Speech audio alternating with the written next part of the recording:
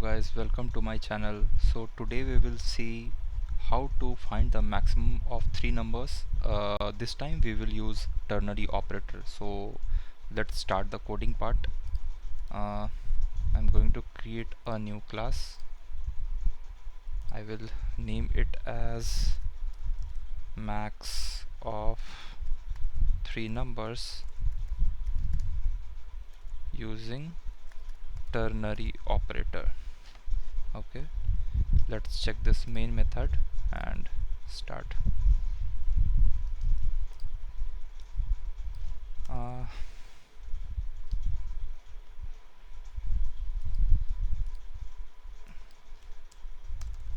okay, let's take three numbers.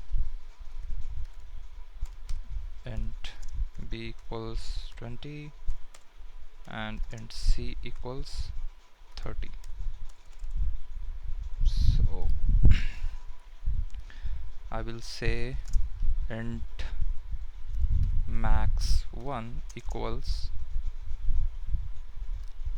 if a is greater than b, then a, else b. So guys, this is the syntax for a ternary operator. Here it will have a comparison of, it will check whether a is greater than b. If that's the case, then max1 will store the value of a, else it will store the value of b. Now I will just simply say int max2 equals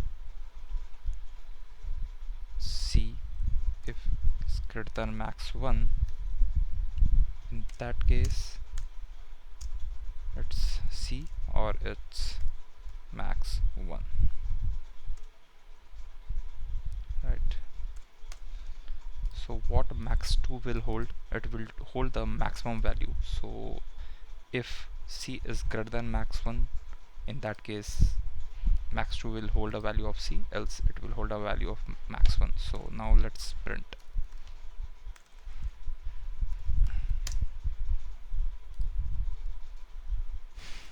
The maximum value is